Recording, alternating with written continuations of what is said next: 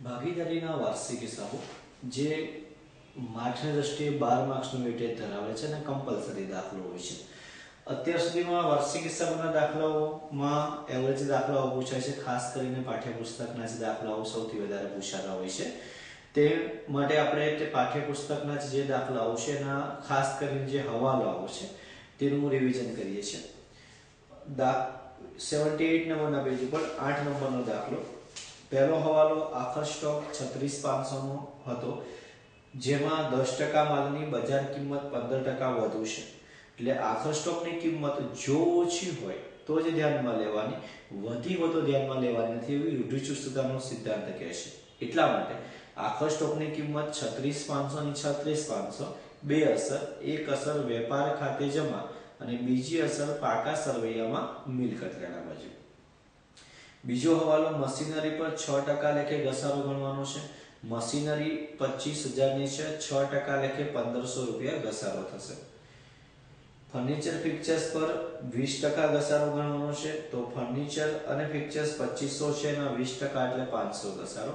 બંનેની અસર મિલકત લેણા બાજુએ મિલકતો લખવાની, માઈનસ તેનો ઘસારો અને બીજી અસર પાકા નફા નુકસાન ખાતામાં ઉધારવા જોઈએ.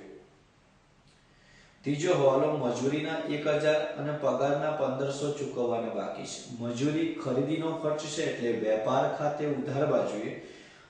મજૂરી આપણને આપેલી છે 5000, એમાં 1000 ચૂકવવાના બાકી પ્લસ કરી અને બીજી અસર ચૂકવવાનું બાકી મજૂરી પેઢી માટે દેવું ગણાય એટલે મૂડી દેવા છે. ત્યારબાદ પગારના 1500 ચૂકવવાના બાકી છે. પગાર 3750 છે, 1500 ચૂકવવાના બાકી છે એટલે પ્લસ થશે એટલે 5250 નફા નુકસાન ખાતે ઉધાર અને ચૂકવવાનો બાકી પગાર મૂડી દેવા જોઈએ આવશે એટલે એની બીજી અસર મૂડી દેવા જોઈએ 1500 ચૂકવવાનો બાકી પગાર. પછી ચોથો હવાલો કમિશનના મળવાના બાકી છે. કમિશન ઓલરેડી 1250 મળ્યું છે એટલે નફા નુકસાન ખાતામાં જમા બાજુએ કમિશન 1250 વત્તા મળવાનું બાકી 250 એટલે 12 ના ખાનામાં 1500. મિલકત લેણા બાજુએ મળવાનું બાકી કમિશન 250. છઠ્ઠો હવાલો પાંચમો દેવાદારોમાંથી ગાલખાત 250 માંડીવાળો. દેવાદારો 20000 ના આપેલા છે, તેમાંથી 250 ગાલખાતના માંડી વાળતા મિલકત લેણા બાજુએ 12 ના ખાનામાં 19750 આવશે અને નફા નુકસાન ખાતે ઉધાર બાજુએ ગાલખાત કાચા સરવૈયાની 600 છે વત્તા 250 હવાલાની એટલે કુલ 850 ગાલખાતની અસર થશે નફા નુકસાન ખાતે ઉધાર બાજુએ. અને છેલ્લો હવાલો પરાગ અને કુસુમને અનુક્રમે 2500 અને 2000 નો વાર્ષિક પગાર આપવાનો છે. ભાગીદારોના નફા નુકસાનની વહેંચણી માટે, પગાર માટે, કમિશન માટે નફા નુકસાન ફાળવણી ખાતું બનાવવામાં આવે છે. આ નફા નુકસાન ફાળવણી ખાતું છે એમાં ઉધાર બાજુએ લખવાનું ભાગીદારને પગાર, એમાં પગાર પરાગના 2500 અને કુસુમના 2000 4512. બીજી અસર ભાગીદારના મૂડી ખાતામાં, પરાગના મૂડી ખાતામાં જમા બાજુએ 2500 અને કુસુમના મૂડી ખાતામાં જમા 2000. નવમો દાખલો છે તેના હવાલા. પહેલો હવાલો આખર સ્ટોકની કિંમત 40000 છે પરંતુ તેની બજાર કિંમત 20% ઓછી છે. આખર સ્ટોકની કિંમત 20% ઓછી હોય તો આપણે ધ્યાનમાં લઈએ છીએ તો આખર સ્ટોક 40000 એના 20% એટલે 8000 ઓછા થશે તો આખર સ્ટોકની કિંમત થશે 32000. તો આખર સ્ટોક વેપાર ખાતામાં જમા બાજુએ 32000 અને બીજી અસર પાકા સરવૈયામાં મિલકત લેણા બાજુએ આખર સ્ટોક 32000. બીજો હવાલો 1000 ની કિંમતનો માલ મળ્યો હતો પરંતુ ખરીદીનું ભરતીયું ખરીદ નોંધમાં લખવાનું રહી ગયું છે. હવે 1000 ની કિંમતનો માલ મળ્યો હતો તો ખરીદીમાં નોંધવાનું બાકી છે. ખરીદ નોંધમાં હંમેશા ઉધાર માલની ખરીદી જ નોંધાય છે એટલે એની અસર આપણે આપીશું એક ખરીદીમાં પ્લસ એટલે ખરીદી આપણી પાસે આપેલી છે 61000 વત્તા નહીં નોંધેલ ખરીદી 1000. બીજી અસર લેણદારો પર અસર કરે. વેપારીઓ આપેલા છે જમા બાકીમાં 16000 એટલે એમાં પ્લસ. તો બીજા હવાલામાં નહીં નોંધેલી ખરીદીમાં પ્લસ એટલે ખરીદી 62000 થશે અને બીજી અસર ઉધાર ખરીદી છે એટલે લેણદારોમાં પ્લસ થશે, મૂડી દેવા બાજુએ 16,000 વત્તા 1,000 નહીં નોંધેલ એટલે 17,000. ત્રીજો હવાલો, મૂડી પર 10% વ્યાજ આપવાનું છે. બંને ભાગીદારોની મૂડી અનુક્રમે 1 લાખ અને 1,20,000 છે. 10% તમે વ્યાજ આપો છો તો 1 લાખના 10% 10,000 અને 1,20,000 ના 10% 12,000 થશે.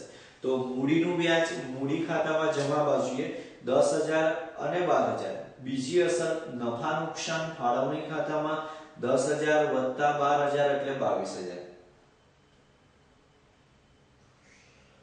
ત્યારબાદ પાંચમો હવાલો, ચોથો હવાલો, ગાલખાદ અનામત 3,000 અને વટાવ અનામત 10% રાખવાનું છે. દેવાદારો 20,000 ના આપેલા છે, પણ એ પહેલા હવાલા નંબર 5 ની અસર તમારે તેમાં આપવી પડશે. તો હવાલા નંબર 4 પહેલા હવાલા નંબર 5 ની અસર આપણે આપીએ છીએ. નેહાએ 1,000 નો માલ અને માનસીએ 2,000 નો માલ અંગત ઉપયોગ માટે લીધો હતો, જેની નોંધ ઉધાર વેચાણ તરીકે થઈ છે. તો ભૂલથી થઈ છે એટલે ખોટું ઉલટાવો વેચાણમાંથી બાદ થશે અને દેવાદારમાંથી. તો વેચાણ 80,000, એમાંથી ખોટું નોંધેલ 3,000 એટલે 77,000 વેપાર ખાતામાં જમા બાજુએ. ત્યારબાદ દેવાદારો છે એ પાકા સરવૈયામાં મિલકત લેણા બાજુએ લખીએ તો 20,000 માઈનસ ખોટા નોંધેલ 3,000 એટલે હવે આપણા દેવાદારો થશે 17,000. હવે ખોટું ઉલટાવ્યું, હવે સાચું લખીએ. ઉપાડથી ગયેલ માલ વેપાર ખાતામાં જમા બાજુએ 3,000 અને નેહા અને માનસીએ ઉપાડ કર્યો છે એટલે એ લોકોના મૂડી ખાતામાં ઉધાર બાજુએ ઉપાડ જે 10,000 અને 20,000 લખીએ છે તેની સાથે જ 1,000 રૂપિયા નેહાના મૂડી ખાતામાં ઉધાર ઉપાડથી ગયેલ માલ અને બીજું માનસીના મૂડી ખાતામાં ઉધાર બાજુએ 2,000 રૂપિયા. તો હવાલા નંબર 5 ની અસર આપ્યા બાદ હવાલા નંબર 4 ની આપણે અસર આપીએ છીએ. તો હવે દેવાદારો 17,000 ના રહ્યા છે ખોટા નોંધેલ વેચાણના બાદ કર્યા એટલે. તો એ 17,000 માંથી ગાલખાદ અનામત 3,000 બાદ કરવાની એટલે 14,000 અને 14,000 બાદ કર્યા બાદ 10% લેખે વટાવ અનામત છે તો 1,400 રૂપિયા વટાવ અનામત થશે એટલે 12,600 પાકા સરવૈયામાં મિલકત લેણા બાજુ બહારના ખાનામાં આવશે. હવે ગાલખાદની એન્ટ્રી આપીએ તો ગાલખાદ કાચા સરવૈયાની દાખલાની અંદર આપેલી છે 1,400, હવાલાની નથી આપી, વત્તા ગાલખાદ અનામત તમે રાખ્યું 3,000 એટલે 1,400 અને 3,000 4,400. ગાલખાદ અનામત 6,000 આપેલું છે એટલે -1,400 આવશે. આ રકમ નફા નુકસાન ખાતે જમા બાજુએ ગાલખાદ અનામત સામેથી લાવે.